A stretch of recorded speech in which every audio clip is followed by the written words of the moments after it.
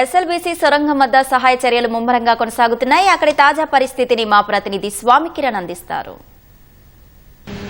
SLBC సొరంగ మార్గంలో చిక్కుకుపోయినటువంటి వారిని బయటికి తీసేందుకు సహాయ చర్యలు ముమ్మరంగా కొనసాగుతున్నాయి. ఈరోజు ఉదయం నుంచి కూడా అన్ని రకాల బృందాలు అంటే కేంద్రం నుంచి వచ్చినటువంటి సైన్యం, అలాగే ఎన్డీఆర్ఎఫ్, ఎస్డీఆర్ఎఫ్, దీంతోపాటు హైడ్రా, ఇవన్నీ కూడా వాళ్ళను బయటికి తీయడానికి ప్రయత్నాలు ముమ్మరం చేశాయి.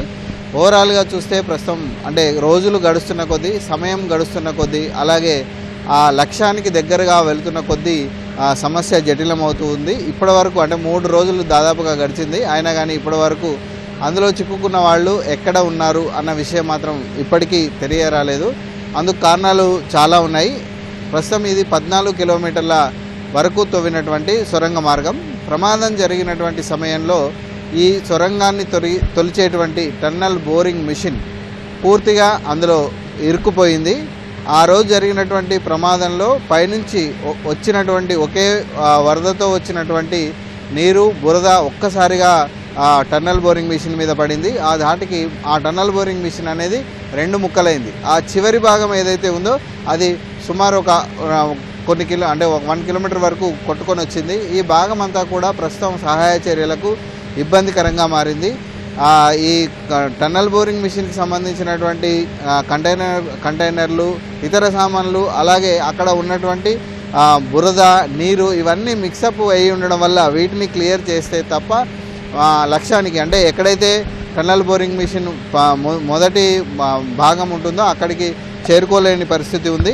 మొత్తంగా ఈ సహాయ చర్యలకు ప్రధానమైనటువంటి ఆటంకం కంటిన్యూగా వస్తున్నటువంటి నీళ్లు, అలాగే అక్కడ పేరుకుపోయినటువంటి బురద. సుమారు అంటే మన మోకాళ్ళ పైనుంచి ఇక్కడ వరకు కూడా పూర్తిగా పేరుకుపోయి ఉంది. దాన్ని దాటాలంటే చాలా ఇబ్బందికరంగా ఉందని చెప్పేసి ఎన్డీఆర్ఎఫ్ బృందాలు చెప్తున్నాయి. అయితే ఈ సమస్యలను అధిగమించడానికి చాలా రకాలుగా వాళ్ళు ప్రయత్నం చేస్తున్నారు. ఈరోజు ఎండోస్కోప్ కెమెరా టైప్లో ఒక ఫ్లెక్సీ ప్రోబ్ కెమెరాను కూడా వాళ్ళు తీసుకెళ్ళడం జరిగింది. అంటే ఇది వాటర్లో అలాగే బురదలో లోపల ఏముంది అని చూడటానికి పనిచేస్తుంది. ముందుగా ఓ పైప్ లాంటిది దానిలో వేసి దానిలోంచి కెమెరాను లోపలికి పంపించి లోపల ఏముంది ఎవరు అనేది చూస్తారు. అయితే ఇది 120 మీటర్ల వరకు ఉంది. అయితే ఇది పనిచేస్తుందా లేదా, అక్కడ లోపల ఏం జరుగుతుంది అనేది చూపిస్తుందా లేదా, అంటే వీళ్ళు ఎక్కడికైతే ఎన్డీఆర్ఎఫ్ దళాలు చేరుకోలేకపోతున్నాయో అక్కడికి ఈ కెమెరాలను పంపించేటువంటి ప్రయత్నం చేస్తున్నారు. దీంతోపాటు ఇప్పుడు కమ్యూనికేషన్ వ్యవస్థను కూడా చాలా కొద్దిగా ఇబ్బందికరంగా ఉంది. అందుకనే వీళ్ళు వాకీ టాకీ వ్యవస్థను కూడా ఈసారి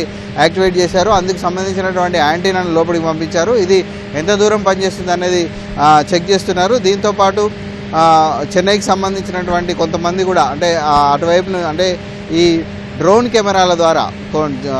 కెమెరాల ద్వారా లోపల ఏముంది అని చెక్ చేయడానికి డ్రోన్ కెమెరాలను పంపేటువంటి ప్రతినిధులు కూడా ఈరోజు సొరంగం లోపలికి వెళ్ళడం జరిగింది. ఇప్పుడే బయటికి వచ్చినటువంటి ఈ ఏజెన్సీ బృందం నవయోగకు సంబంధించినటువంటి కొంతమంది ప్రతినిధులు లోపలికి వెళ్ళొచ్చారు. వాళ్ళు చెప్పేదాని ప్రకారం అయితే నీళ్లు తోడివేత ఆగిపోవాలి, నీటి ప్రవాహం ఆగిపోవాలి, మట్టిని వెలికి తీయాలి, ఆ పూడికను మొత్తం క్లియర్ చేయాలి, చేసిన తర్వాత మాత్రమే అక్కడ ఉన్న వాళ్ళని మనం గుర్తించవచ్చు అనే అభిప్రాయం అక్కడ వ్యక్తమైంది. ముఖ్యంగా ఆ టన్నల్ బోరింగ్ మిషన్ను 2 ముక్కలుగా విడదీసి ఆ వెనుక అంటే విడిపోయిన భాగాన్ని పూర్తిగా బయటికి తీసి అక్కడ ఎలాంటి పూడిక లేకుండా, మట్టి చర్యలు విడిగిపడకుండా, వాటరు కారకుండా ఏర్పాట్లు చేసి అక్కడ పరిస్థితిని స్టెబిలైజ్ చేయాలి. ముందు ఆ స్టెబిలైజ్ చేసిన తర్వాత మాత్రమే సహాయక చర్యలు ముమ్మరమయ్యేటువంటి అవకాశం ఉంది. అప్పుడే వాళ్ళ ఆచూకీ దొరికేటువంటి అవకాశం ఉంది. ఏదేమైనా లోపల ఉన్న వాళ్ళు సురక్షితంగా బయటపడాలని చెప్పేసి అంతా ప్రయత్నం చేస్తున్నారు. ఇప్పటికీ 3 రోజులు గడిచాయి. సమయం గడుస్తున్న కొద్దీ ఆందోళన పెరిగింది, అవరోధాలు కూడా పెరుగుతున్నాయి. కానీ ఇప్పటికీ వాళ్ళ ఆచూకీ మాత్రం లభ్యం కాలేదు. ఈరోజు మధ్యాహ్నం వెళ్ళినటువంటి ఎన్డీఆర్ఎఫ్ అలాగే ఇతర బృందాలన్నీ కూడా రేపు మార్నింగ్కి ఇక్కడికి అంటే తిరిగి వచ్చేటువంటి అవకాశం ఉంది. వాళ్ళు తిరిగి వస్తే తప్ప వాస్తవమైనటువంటి సిచ్యువేషన్ ఏంటిదో అక్కడ చెప్పలేమని ఇక్కడ ఉన్నటువంటి అధికారులు చెప్తున్నారు. ఇది శ్రీశైలం సొరంగ మార్గం వద్ద కొనసాగుతున్నటువంటి సహాయక చర్యలకు సంబంధించినటువంటి పరిస్థితి. Vote studio.